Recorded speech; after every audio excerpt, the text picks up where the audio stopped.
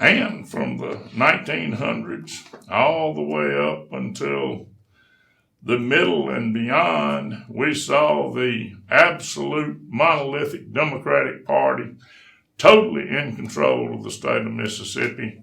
And when you say Democratic Party, just in case there are some who are younger than I who are looking at this, we're talking about the segregationist, segregation now and segregation forever, in George Wallace's terms, held forth across the South.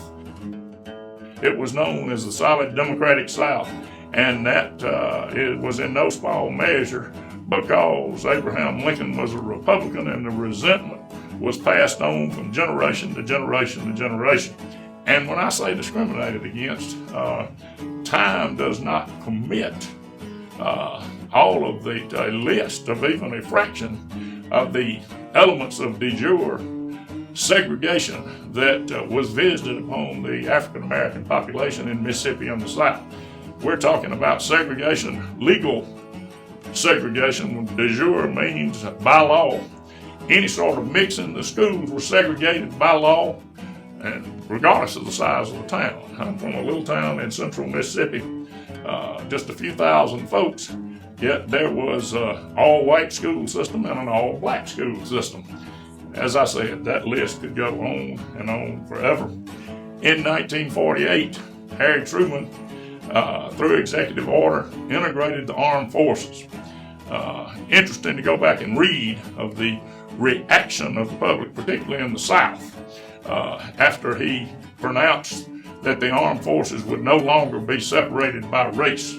Not only that, but the 1948 Democratic Political Convention, the Democrats proposed for the first time a civil rights plank in the platform for the Democratic Party as Truman was attempting to seek re-election. The Southern Democrats as a group walked out of the Democratic National Convention. They said they could not support a party that would even give a nod to the need for justice and equality among the races regardless of skin color, which the Civil Rights Plank proposed. So, Brown versus the Board of 1954, significant in many ways, number one, for the surface notion that schools were to be integrated. No longer, according to that holding by the Supreme Court, were we going to have schools that were separate and separated by race. But also, Brown versus the Board sunk in. It said schools will be integrated with all deliberate speed. All deliberate speed in the state of Mississippi meant, in a case that was held in 1954, Mississippi finally integrated its schools in 1969. I don't know if you call 15 years all deliberate speed or not. Also, at the time, you had a number of different laws, very dubious laws, that applied to African Americans. You had a situation that evolved in the 1900s, sharecropping.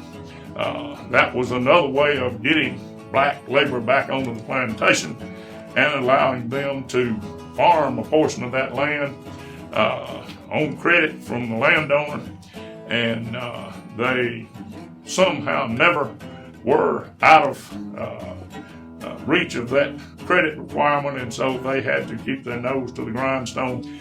But leading up through the 60s, we see the changes not only getting ready to happen in education, but also in politics. Mississippi did interesting things. I've already talked about 48 and Mississippi's role in the Dixiecrats. We moved through the 60s. It became apparent that the Democratic Party nationally was becoming far more liberal and becoming more of a party that demanded justice between the races, and more it felt comfortable demanding that, even with its old Southern base being the guts of the Democratic Party leading up till then, it felt more comfortable with demanding that the races be treated the same, and laws were being proposed.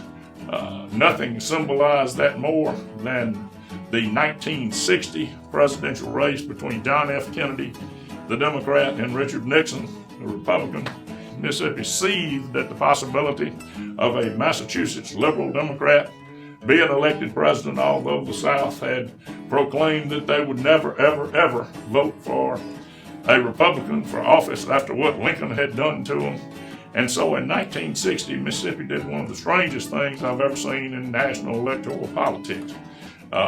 In addition to Nixon's slate of electors, which were on the ballot, and Kennedy's slate of electors on the ballot, we also included a slate called the unpledged electors as a protest against voting for a liberal Democrat, but certainly not to be caught dead voting for a Republican, which was still very much taboo even in 1960, which was tantamount to voting your ballot and throwing it in the garbage. There was nobody to be elected president on the unpledged electors, but it made white segregationist Mississippians feel good that they had poked Kennedy in the eye without voting for a Republican, but that was going to change shortly. So in 1964, conservative Republican Barry Goldwater was the nominee of the Republican Party, and Mississippi gave Goldwater 65% of the vote. And the main thing about that, Goldwater was soundly defeated by Lyndon Johnson. But 65% of the folks that cast their votes in Mississippi found out you could vote for a Republican without being struck by lightning or without having to apologize to your parents and grandparents and ancestors. And so it opened the door to put your mark by an R, particularly for those who maintained that the South should remain segregated. But keep in mind, in 1964, it was also the year that the Civil Rights Act passed that put significant teeth into the 14th Amendment that had languished since the 1870s. And in the Voting Rights Act of 1965, 1 year later, put significant teeth into the 15th Amendment for the first time in so decades of legal discrimination against Mississippi's black citizens was at least as far as the de jure notion or the legal notion that you can legally discriminate against black citizens was coming to an end. And the old line segregationist Democrats were unseated at the National Party Convention, packed their bags and came home with the notion that we may not have a party anymore if you were a segregationist Democrat. And the only option they saw was to begin the transformation in full to the Republican Party. And that moved steadily forward until in 1991 we saw the election of Kirk Fordyce as the first Republican elected since Reconstruction. And we went from a situation when Fordyce was first elected where you had one Republican governor and 7 Democratic statewide elected officials to the point where now we have a Republican supermajority in both the House and the Senate in Mississippi, a Republican governor, and no Democratic statewide elected officials. And in fact, across the South, with the defeat a couple of years ago of Senator Nelson, and then in 2019 with the defeat of Jim Hood as running for governor, there are no Democratic statewide elected officials left in the entire South until Ossoff and Raphael Warnock won in Georgia recently.